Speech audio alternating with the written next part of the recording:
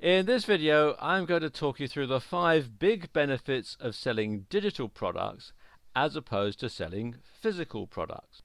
And when we talk about digital products, I'm talking about things like ebooks, apps, games, graphic designs, videos, and websites, to name but a few. Now, of course, one of the big advantages of selling a digital product is you have very low overheads. You don't need the investment of a bricks and mortar store, and you don't need an army of employees. You might hire a VA or someone to assist you, but you don't really need to have a lot of people. And you've got minimal production costs. After all, it's only code. And your distribution costs are tiny. You're going to have to pay for your website and your website hosting, and you might need something like Amazon S3 to handle the storage of your digital product, but you don't have to, send stuff out in the mail like you do when you have a physical product. And you don't have to handle returns. After all, it's only code, it's a digital download. You might be able to deactivate the product if somebody asks for their money back, but you don't have to physically take it back in. And finally, there are higher profit margins. Because your overheads are so low, you can actually charge a lot less for a digital product than you would for a physical product, but you can actually make more money off of the whole thing. Another advantage is you can create your own product fast. There's no lead-in time while a physical product is being manufactured. Now, think about it. Now, I don't know what device you're watching this video on, but it could be on a PC, or it could be on a tablet computer or a smartphone, and that's going to take a lot of time to manufacture. There's going to be time for it to go through the production line in the factory while an army of workers put it together. Plus, of course, you've got all the R&D time that goes into it. You've got to make prototypes, you've got to test it, but you don't have all that hassle when you've got a digital product. And there's quick testing. You can get beta testers to test your digital product.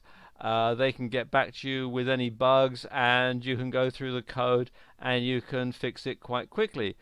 And it's easy to make updates and changes, as I was just saying, because you don't have a long manufacturing process.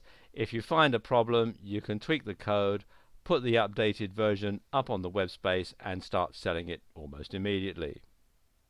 And with a digital product, you can sell it anytime, anywhere. You're not restricted to a particular time and place, because of course your website, blog, or online store is open 24/7, and people can purchase your digital product on their home or work computer, their smartphone, or their tablet device. They don't actually have to physically come to your store to make the purchase.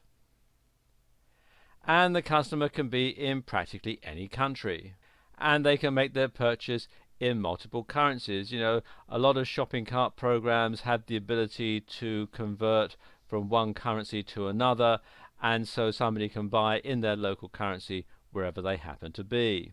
And of course, with a digital product, you're never out of stock because you're selling the same thing over and over again. So there's no need to manage inventory, and you can easily keep up with demand. As long as you've got the bandwidth and the disk space, you're good to go. And finally, there are opportunities to make more money. There are multiple distribution platforms for digital products. So, for example, you could have the same product and you could sell it on your website or your blog. You can sell it on ClickBank, you can sell it on Amazon, you can sell it on JVZoo, and so on.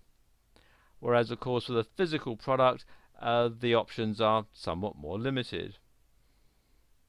And you can put together joint ventures to make even more money, to come together to create a product that appeals both to your customers and to your JV partners' customers. And there are affiliate sales. You can recruit affiliates to sell your product for you, and you can also sell other people's products as an affiliate, other products which you know that your customers are going to be interested in.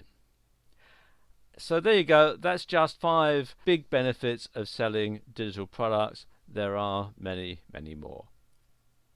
In this video, I want to tell you about 5 types of information product that you can create, and you can create these very quickly and very easily.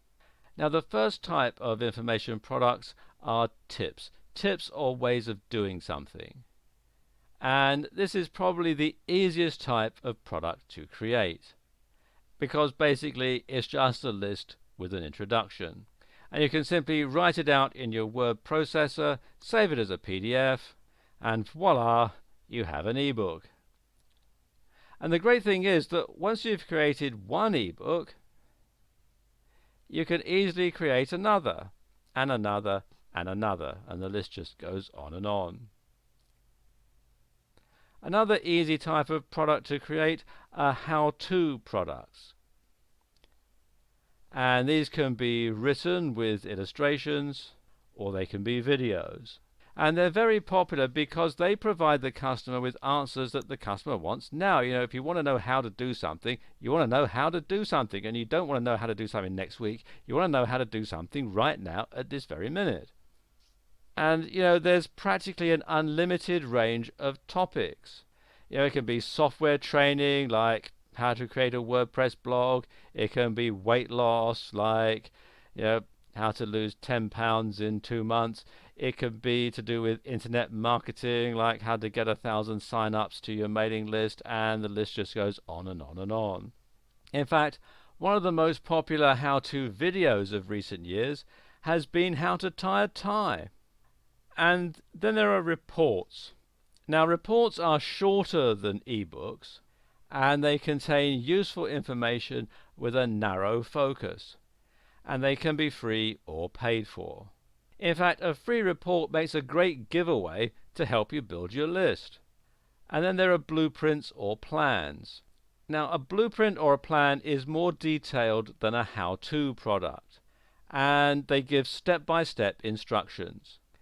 And they're also organized in a very easy to follow manner, so somebody can follow the steps and achieve a recognized outcome. And finally, there are case studies. Now, case studies are real life examples, and they demonstrate what works and what doesn't. Now, case studies are usually written, and they're authored by someone who has experience and can be regarded as an expert. And any one of these products can be created in a very short period of time. In this video, I want to go through the common characteristics of best-selling digital products, and these are things that the top-selling digital products all have in common. Now, the first thing that they have in common is their release is timely. They're what the market is looking for right now.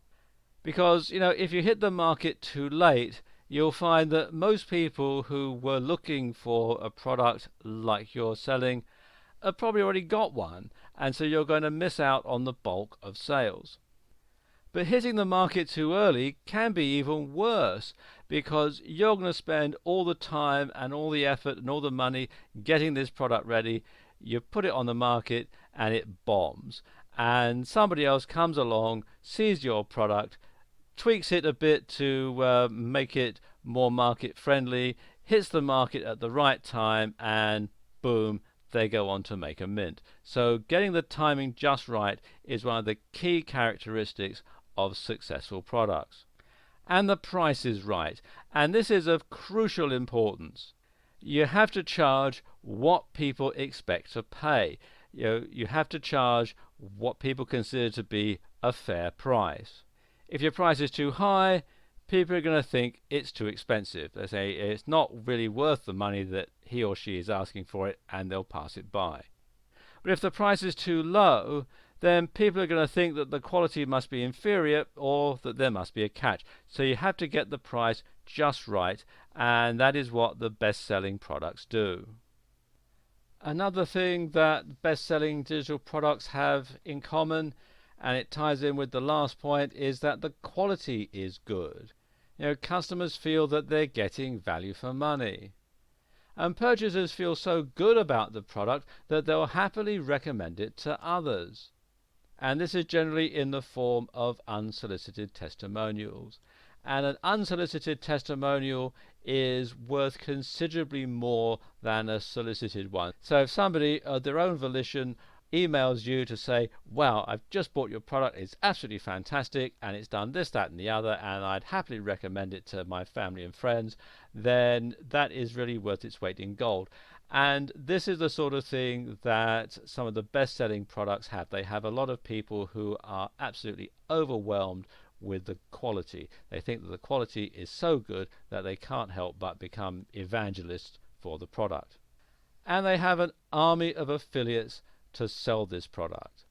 They have a trusted affiliate program, either via a third party like ClickBank or JVZoo, or one that's hosted on their own site. But it is a trusted affiliate program so that people who sign up to the affiliate program can be absolutely certain that if they make a sale, they're going to get the commission, that you are actually going to pay them what they are due. And they have a competitive rate of commission as well, so it's worth their while recommending this product to their list. There may be an affiliate contest, and they have super affiliates on board who are going to get the product in front of thousands and thousands of people who are looking for just this particular thing. And finally, the buying experience is a pleasant one.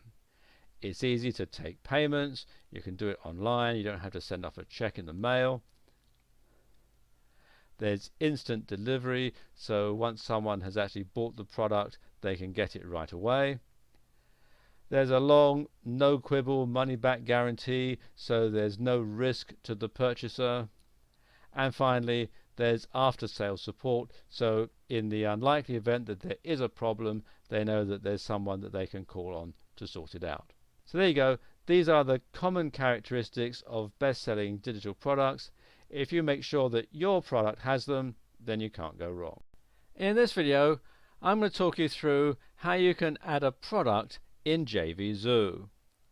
Okay, log into JVZoo and go to the seller's dashboard, and you can see a nice big orange button here that says add a product, it's free. Click on that. It takes you through to this page, and there is a video on this page which goes into quite a lot of detail about how you set this up, but I'll just run through it really quickly.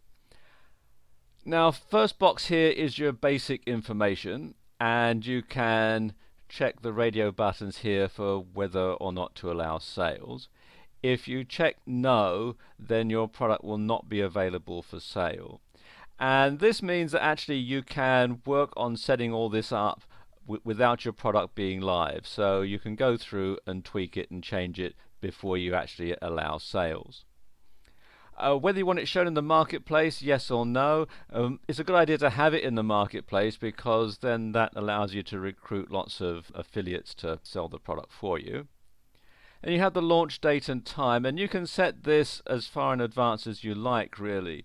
And it's a good idea to set your launch date at a time in the future, because that gives you time to recruit affiliates and to do your pre-launch and everything like that.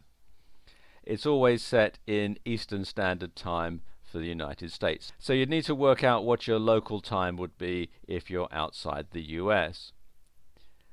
And as it says, the product would not be visible in the marketplace until this time. Then you enter your product name in here and the currency that you're going to sell it in.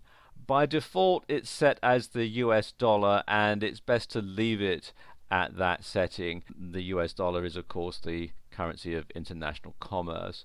But if you're launching a product for a particularly local audience, then there are other currencies that you can choose from. You can have the Australian dollar or the euro, Japanese yen, or pound sterling. Then you enter your product price, and this is the maximum price if it's going to be on a dime sale, and I'll explain about dime sales in a moment. And if it's a recurring payment, then you would enter in the recurring payment in here. Then you would enter your commission payout percentage. That's the amount that you're going to pay your affiliates. And if it's a subscription or it's a multiple payment, then you would check that box, and this opens another window with some further options. Then you've got the quantity.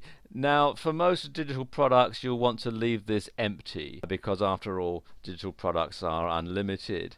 However, if you are, say, having a membership site or a coaching program where you want to limit the number of participants, then you could enter that information in there.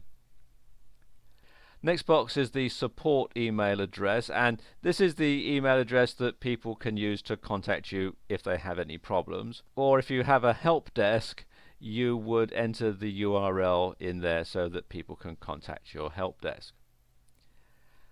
Then you have your landing page, also known as sales funnel, squeeze page, or pre-launch.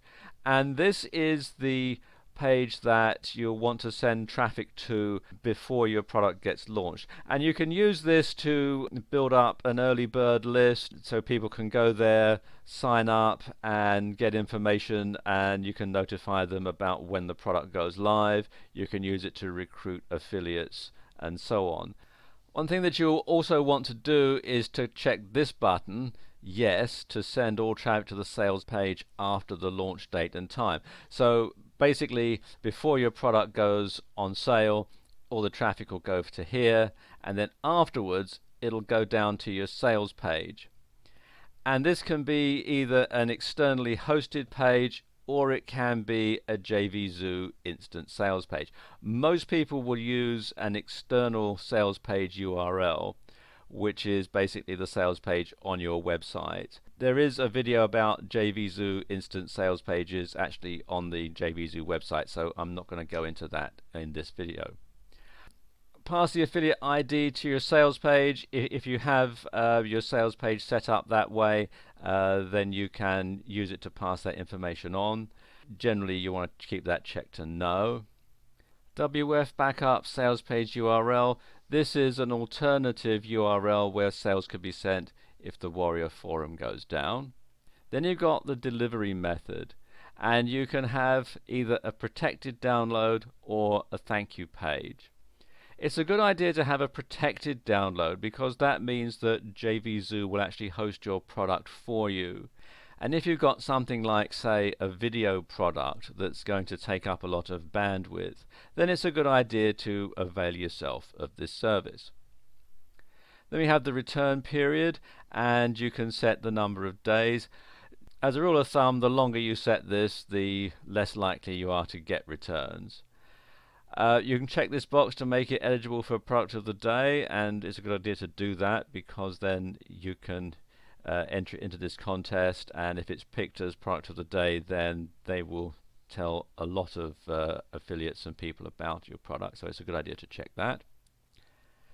Then we've got the affiliate approval, and you can either have manual approval, auto approve, or no affiliates allowed. They recommend that you set it to manual approval, and that's a good idea, and it's best to leave it at this default setting because that stops you from being scammed, really. Then you have your affiliate terms and requirements and notes to affiliates and your custom receipt info, and this is all fairly self-explanatory. It's HTML enabled, and what you can do is write everything out in your word processor and then copy and paste it in here. When you archive a product, you actually delete it, so it's best to keep that as no as long as your product is on sale. A couple of other things that I'll just show you over on the other side here. First of all, here is make a dime sale. There is a video about dime sales, but I'll just explain it very quickly. Basically, you start off with a start price, and you can increase it by a certain amount every so often. So let's say you start with a start price of, say, $9.99, and you increase it by 10 cents every 10 sales. Then it will keep increasing by 10 cents every 10 sales up until you get to this maximum price. So that's how it works. You've also got things here like autoresponder integration. You can integrate your GetResponse or SendReach or Aweber accounts in with this. There's also webinar integration and so on. Now once you've got everything set up, you can click on this button here to save product, and you can basically get the ball rolling. Your product won't actually show until your launch date and time, but after that you'll be able to start driving traffic and making sales. Be sure to check the yes radio button once your product is ready to go live. And just another thing to mention here, and although JVZoo say that this is free, it is sort of, because they don't charge you anything up front, but they do take a 5% commission out of every sale. So there you go, that's how you can add a product in JVZoo. Have you ever wondered how you go about getting an ebook outsourced? Well, I'll tell you the answers here in this video. And the three most popular sites to do this with are iWriter, which you can find here at iWriter.com, Elance, which is elance.com, and Odesk, which is odesk.com. And the way they work is very similar.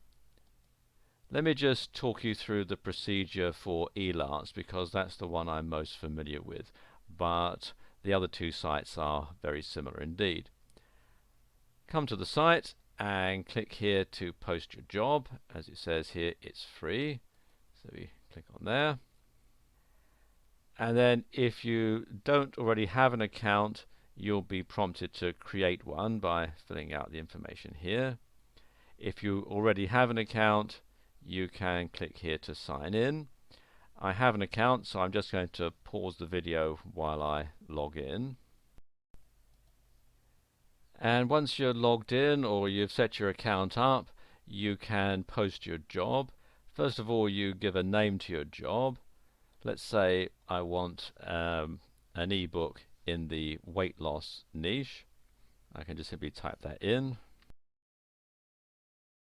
Then you can enter your description in here, and you want to go into as much detail about what you want the ebook to be about. You want to give some details about the type of length that you want it to be, and as much detail as you can. You're limited to 4,000 characters, so you can get quite a lot in here. And my recommendation would be to write it out in your word processor first, and then just simply copy and paste it. So let's just sort of type something in here now.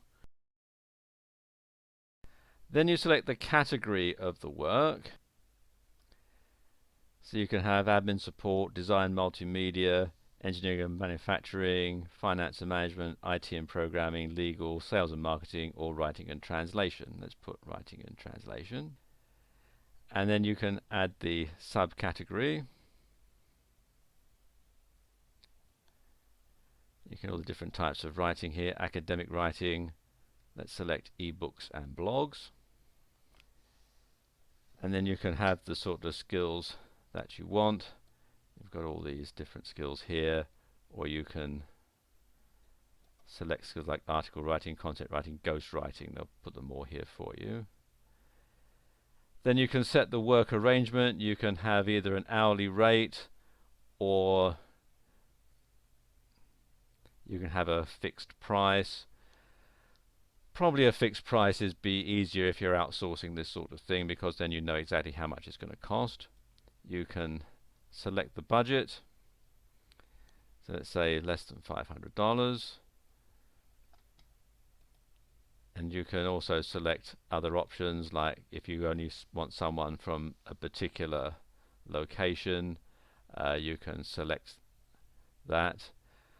How long you want the job posted for, and the start date. And then you click on continue. Then you can select your posting type. You've got featured, verified, or basic. The basic one is free, the other ones you have to pay for, and the other outsourcing sites offer similar types of category. So let's have it as free. Click on select.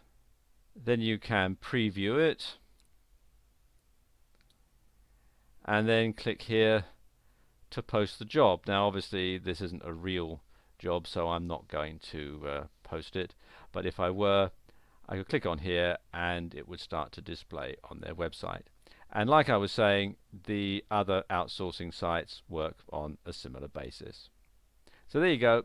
That's how to get an ebook outsourced. In this video, I'm going to talk you through how to install WordPress onto your site. There are two ways that you can do this, and the easiest way is from your web hosting control panel. Now, this particular account that I'm installing WordPress on has cPanel hosting, so I've logged into cPanel. If you have a different type of hosting package, then your control panel might look a bit different. And if your website hosting package comes with either Fantastico or Softalicious, then the installation process is very straightforward indeed. Some other hosting packages come with their own proprietary control panel, which does also include an installation button for WordPress, like I'm going to demonstrate here. Okay, I'm going to scroll down to the bottom here, because this particular hosting account comes with Softalicious, and I'm going to select WordPress. So I click on there.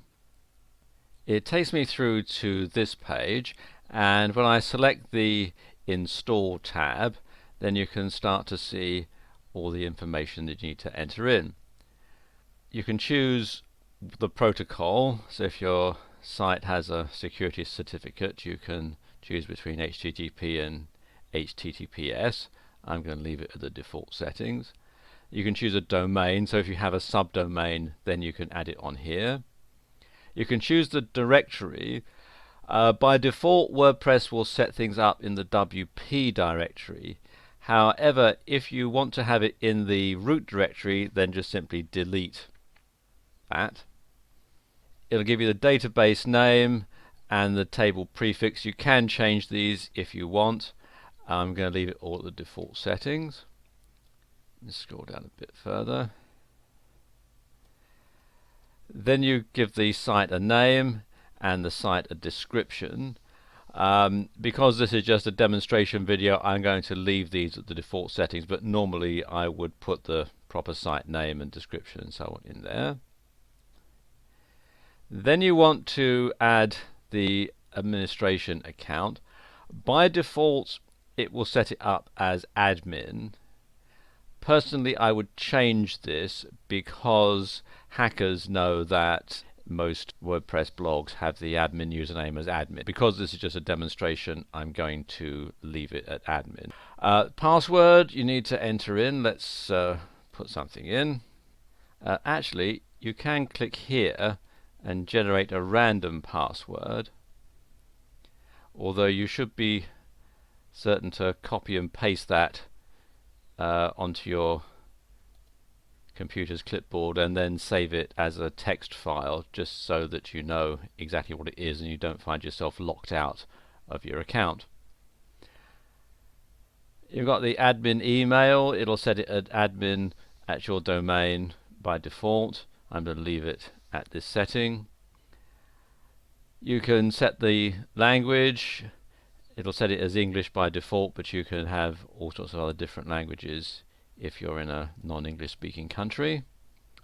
Limit login attempts. That's always a good thing to have, because if a hacker tries to attack your site and tries to make its way into the dashboard, then you can limit that and it'll lock them out after a certain period of time.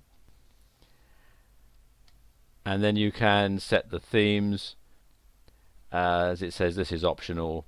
If you don't select it, a default theme will be installed. And then all you do is come down to the install button, and you can have it email installation details to an email address, and I recommend that you do that, because then it's going to have a reminder of what the username and the password is. I'm actually going to skip that because I've got it copied. So now click on install. Let's just go back to the top there. And there we go. you can see that it's now been installed, and if I go to the site, you can see it's installed this installation of WordPress. So what do you do if you can't install WordPress from your web hosting control panel? Well, it is actually quite simple. First of all, you want to come to wordpress.org. Be sure to come to wordpress.org, not wordpress.com, and then click the button here to download the software. You can download it either as a zip file or a tar file. At the time that I'm making this video, the most recent version is version 4.1.1. So download this to your computer's hard drive, and then what you need to do is to click here where it says we've created a handy guide. So let's click there, where they will talk you through exactly what you need to do to install WordPress manually. And as they say, it's the famous 5-minute install. It only takes 5 minutes to install this. You'll need some FTP software to install this on your server. And the best one that I know of is FileZilla, which you can download from filezilla-project.org. And this is a free FTP client, and it's very, very easy to use. So there you go. That's how you can install WordPress onto your site. In this video, I'm going to talk you through how you can research hot topics to create an information product around. And the first way that you can do that is to browse forums in your niche and see what's being talked about. Simply do a search in Google for your niche and forum, and then take a look at the forums and see what questions keep coming up, see what people are asking, see what answers are being given. So for example, if you're in the weight loss niche, you can just simply do a search here in Google for weight loss forum, and as you can see there are over 41,900,000 results. And then just simply go through some of these forums, some of the top rated ones, and see what people are talking about, and see what questions are being asked, and see the answers that are being given. Another way is to use online research tools. And a few online sites you might want to look at are Google Trends. If you go to google.com/trends, it'll take you to a page like this, and you can choose from global trends or just limited to particular countries. I'm using the global trends for this demonstration. And you can see it's showing what's trending now, what people are looking for on Google. You've got the trends for the previous year. I'm recording this in March 2015, so it's got the 2014 charts here. You can explore in depth graphically. For example, here this shows global interest in Game of Thrones. It shows the trending YouTube videos, and other searches, like for example Justin Bieber versus Miley Cyrus, and so on. And you can use the information on this site to really drill down and see what people are looking for. Another site to look at is Quantcast, which you'll find here at quantcast.com. And what this does is it enables you to see the sort of audience that are being attracted by a particular site or a particular topic. So what you can do is do a search in Google for a particular topic, and then put the highest rated sites through Quantcast to see the demographics and the sort of statistics that this site is generating. And you can either enter a site in here, or you can browse the rankings. Let's just take a look and I'll show you what I mean. For example, if you were to look at, say, babycenter.com,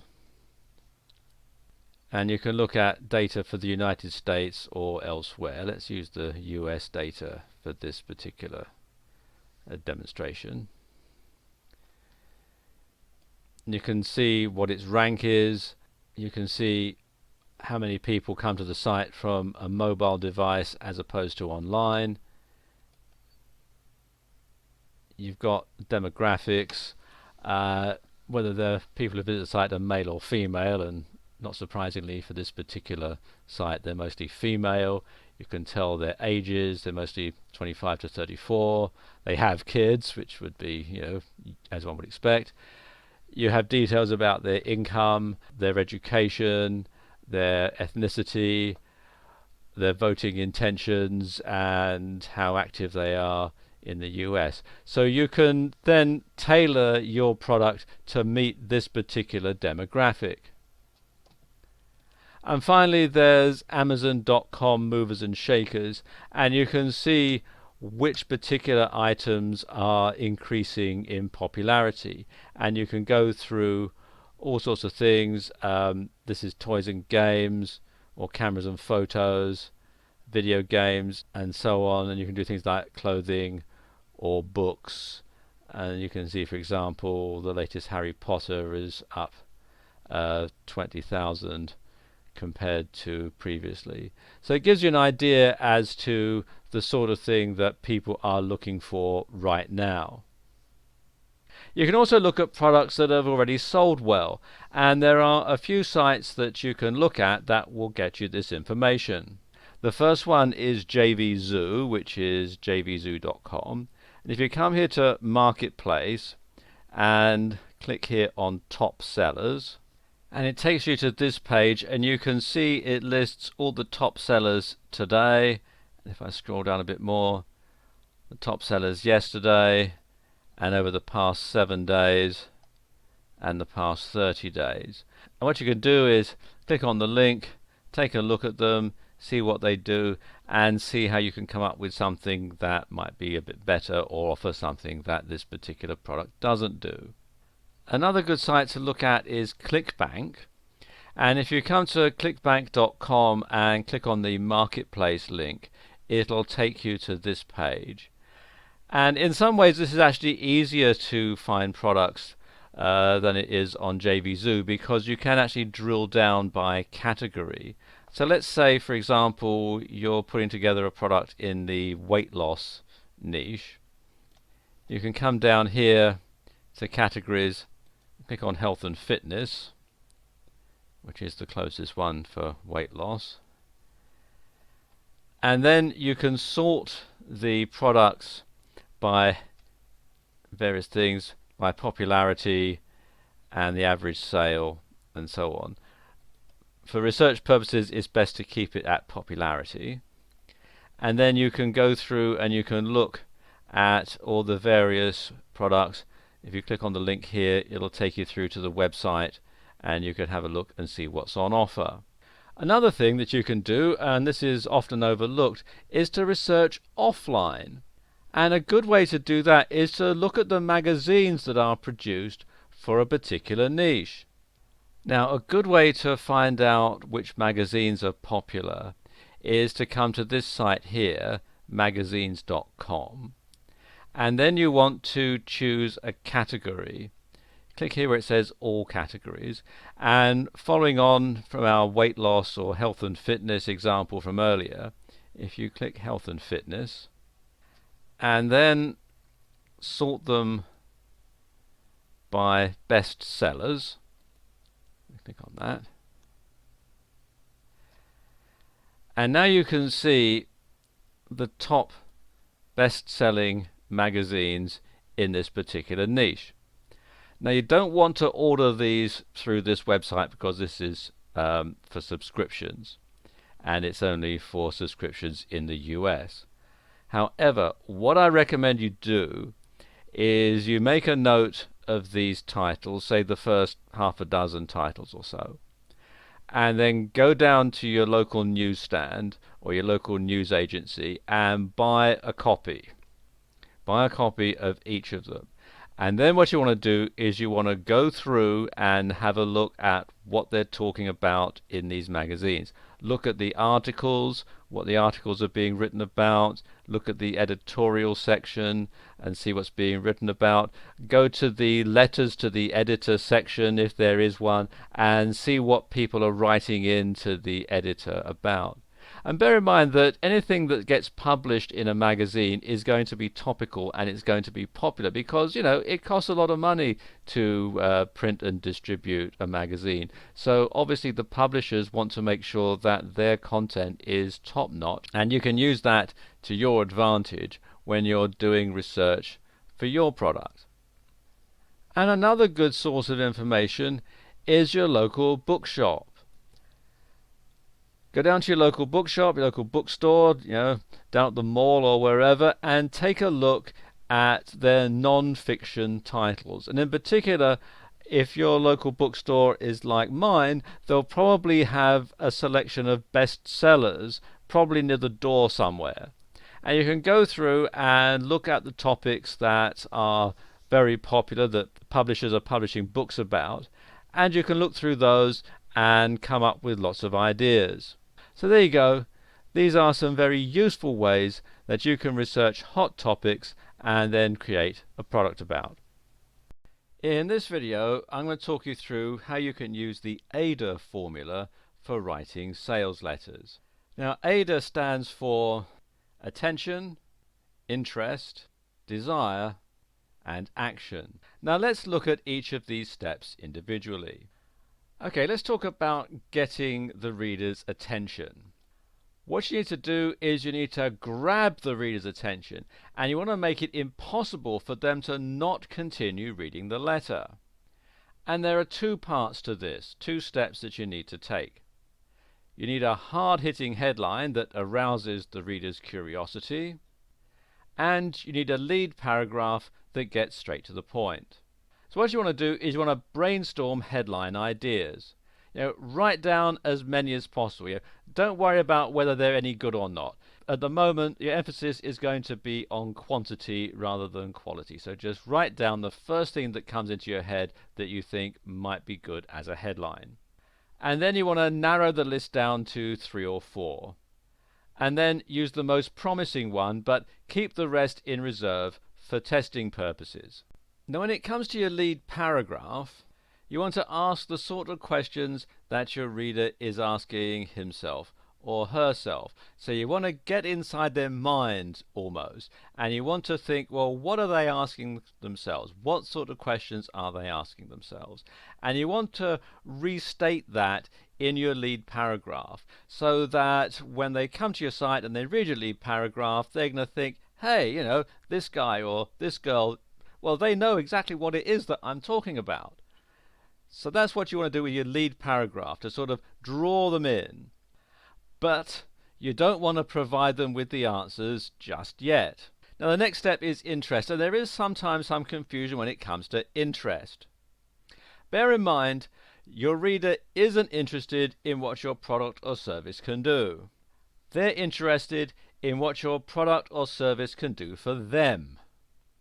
The reader wants to know, what's in it for me?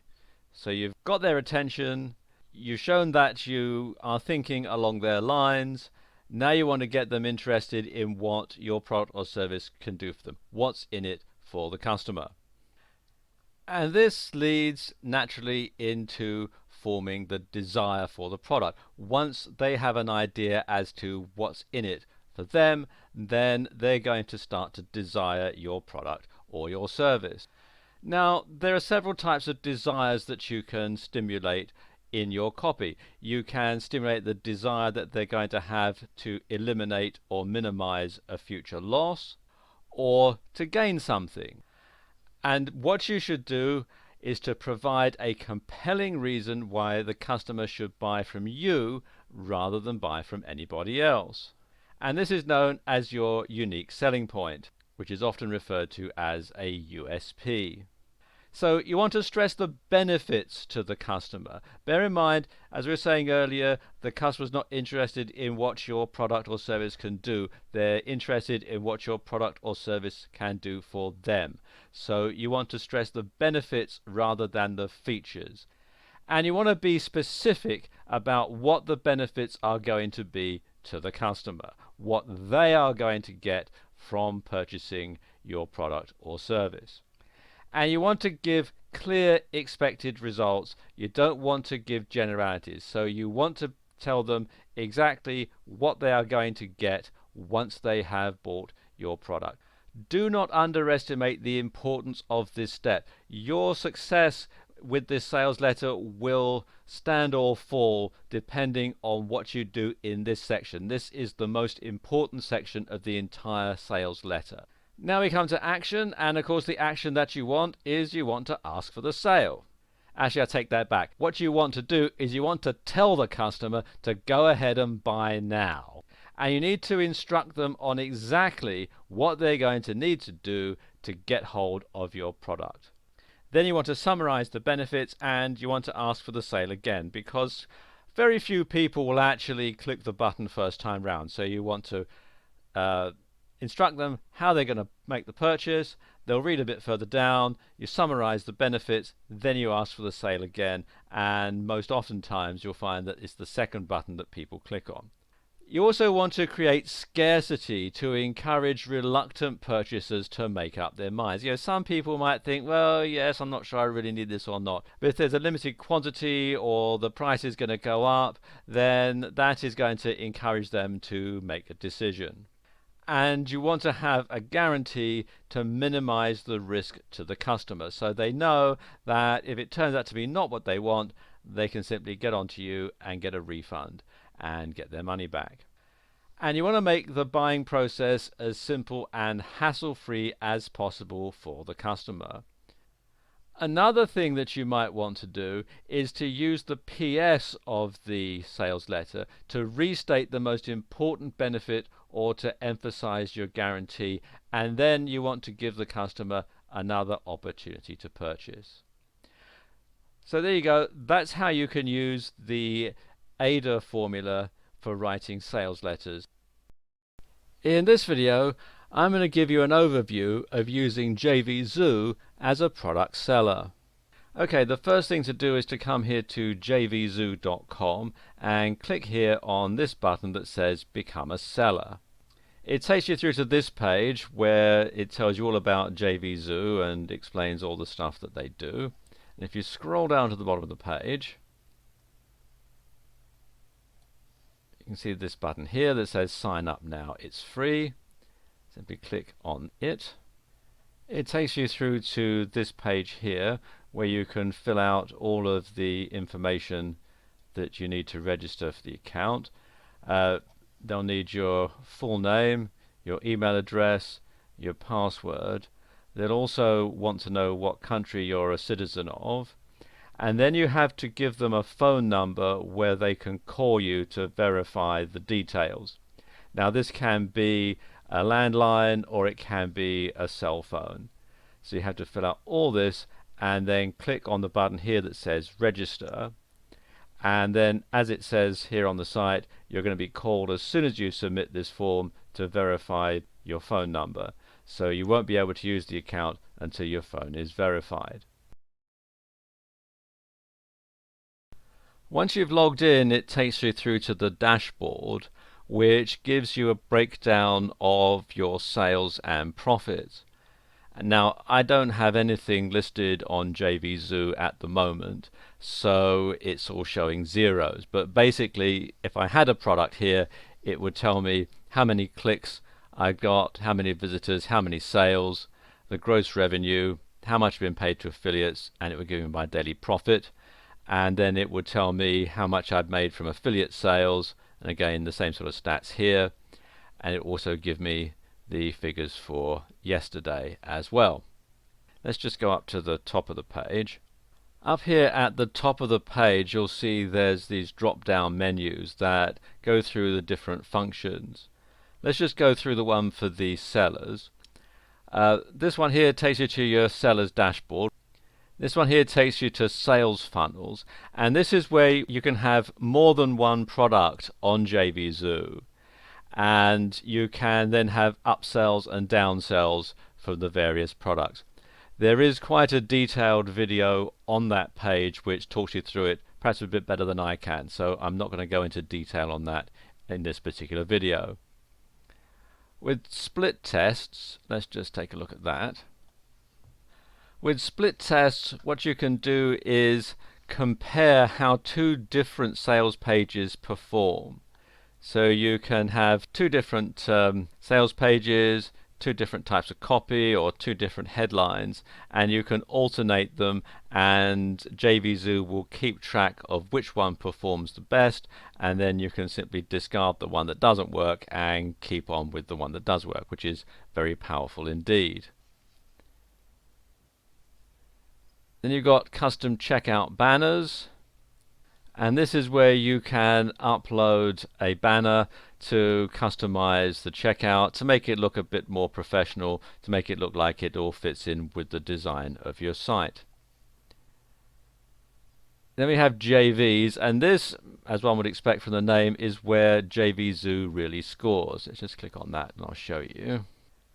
Now there is a very good video on how you set up JV contracts here, which goes into a lot of detail, so I won't go over it exactly in this video, but you can see you can add in JVs for your various products. So you can have a name of a JV, and you can list your JV partners and so on. And JVs are really the heart of JVZoo, and it's how you can really get a lot of affiliate sales and really boost the sales of your product.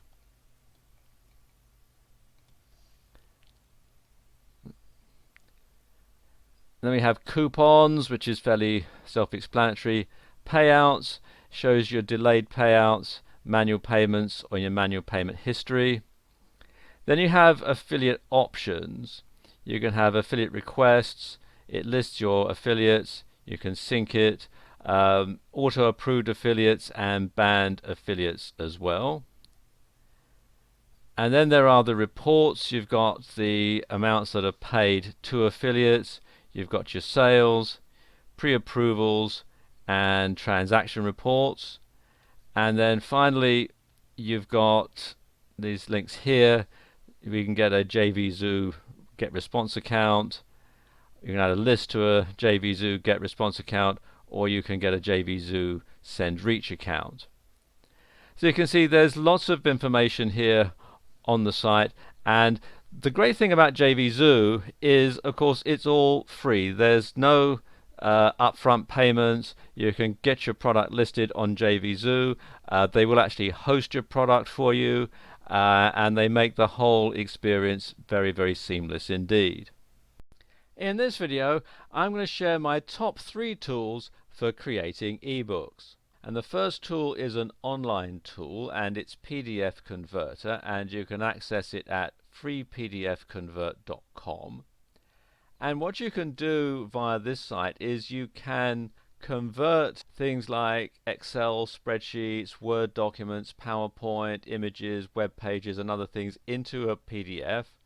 You simply select the files, click here, and a new window will open, and you can select the files on your computer's hard drive, upload them, and then decide whether you want it to convert it to a PDF or one of these other file formats here.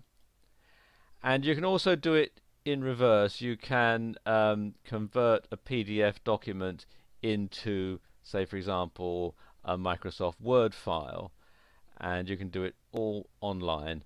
There are free and paid for versions.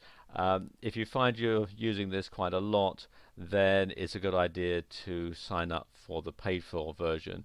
Otherwise, the free version is perfectly adequate. The next tool is OpenOffice, which you can find here at openoffice.org, and there's also its sister product, which is called LibreOffice, which you can find here at libreoffice.org.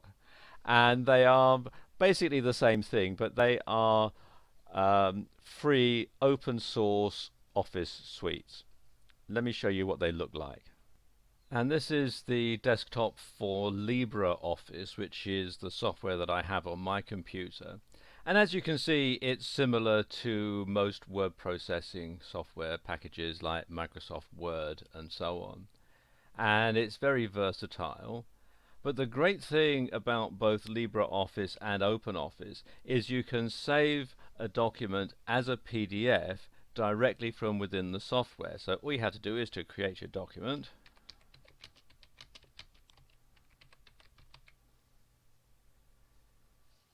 And then click up here on the toolbar, and you can export it directly as a PDF, and it saves you a lot of time, a lot of hassle, and a lot of expense because of course this software is all free. And the final tool is Google Docs, which you can access from docs.google.com, and you have to have a Google account in order to access this particular service. But if you don't have one, you can set one up. It's all free. And if you have a Gmail account, then you're automatically enrolled. And the great thing about Google Docs is everything is online. So you can access your document from any computer, anywhere, as long as it's able to connect to the internet. And you can also share documents online with other people. So if you're working on an ebook with somebody else, you can both collaborate on the same document and make your revisions, and you don't have to spend time emailing them to one another and so on. So it is very convenient. And the interface and the way that it's all set up is very similar to most standard word processing software packages, like Microsoft Word and so on. So there you go. These are my 3 top tools for creating ebooks.